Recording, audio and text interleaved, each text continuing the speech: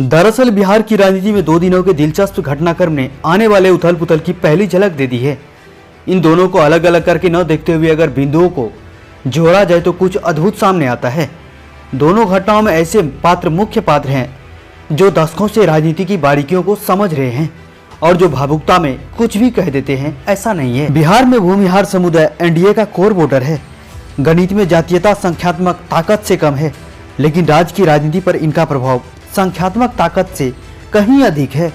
इसलिए नीतीश कुमार के मंत्रिमंडल के एक सदस्य के लिए पूरे भूमिहार समुदाय को निशाना बनाना, क्योंकि जहानाबाद के भूमिहार ने उस लोकसभा क्षेत्र के सबसे पिछड़े उम्मीदवार को वोट नहीं दिया था। राजनीति में अदूरदर्शिता होगी, खास तौर पर तब जब जहानाबाद में एक सीट हारने से केंद्र में जेडीयू की स्थिति पर कोई असर नहीं पड़ा, जबकि भूमिहार समुदाय बिहार के अन्य सभी लोकसभा क्षेत्रों में एनडीए के साथ रहा, जिसमें वैशाली लोकसभा क्षेत्र भी शामिल है, जहां राजद ने भूमिहार उम्मीदवार को मैदान में उतारा था। लेकिन नीतीश के मंत्री अशोक चौधरी ने जहानाबाद जाकर भूमिहारों को नाराज कर दिया। और यही सवाल उठता है कि अति पिछड़ा के पक्ष में भूमिहारों को निशाना बनाने के पीछे उनका असली मकसद क्या है।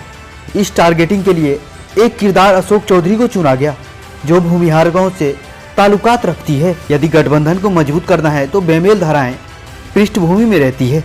उदाहरण के तौर पर धारा 370 की वापसी पर कांग्रेस और नेशनल कॉन्फ्रेंस की राय अलग अलग है, लेकिन गठबंधन बनाते वक्त राहुल गांधी और फारूक अब्दुल्ला ने उस तरफ ध्यान नहीं दिया, क्योंकि मकसद गठबंधन बनाना था। आपस परस्पर विरोधी मुद्दे तभी उठाते हैं जब मौजूदा गठबंधन उसकी नज़र में कमज़ोर हो जाता है। ऐसे में अगर लंबे समय से चल रहे इजराइल फिलिस्तीन युद्ध पर जेडीयू ने अचानक अपना फिलिस्तीन समर्थन नज़रिया उठा लिया तो क्यों?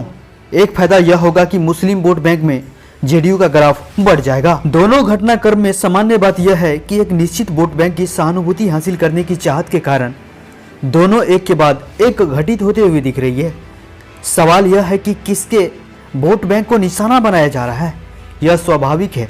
आप कहेंगे कि यह उनके वोट बैंक है जो बिहार में पिछड़ा, अति पिछड़ा और अल्पसंख्यक वोट की राजनीति करते हैं। इनमें पहला नाम राजद और दूसरा नाम जदयू का है। तो क्या जेडीयू का यह कोर्स करेक्शन पार्टी के किसी खास मकसद की ओर बढ़ने का संकेत तो नहीं है? क्या यह उस राजनीतिक उथल पुथल की पूर्व सूचना है जो आप अगले कुछ महीनों में बिहार की राजनीति में होते देखेंगे? राजद और जदयू की राजनीति को पिछड़ा, अति पिछड़ा के साथ अल्पसंख्यक वोट की जरूरत है। साल 2015 का अनुभव कहता है कि अगर जदयू भूमिहार जैसी ऊंची जातियों को छोड़कर पिछड़ा, अति पिछड़ा अल्पसंख्यक वोट बैंक को राजद के साथ जोड़ ले तो यह बिहार विधानसभा चुनाव में जीत का पक्का फार्मूला है। तो क्या बिसात बीच गई है और अशोक चौधरी का बयान उनकी पहली चाल है? दूसरी चाल कैसी त्यागी है? क्या उनके कुर्सी से हटने का यह संदेश गया है कि त्यागी को अल्पसंख्यक हितों के लिए भाजपा के दबाव में बलिदान दिया गया है?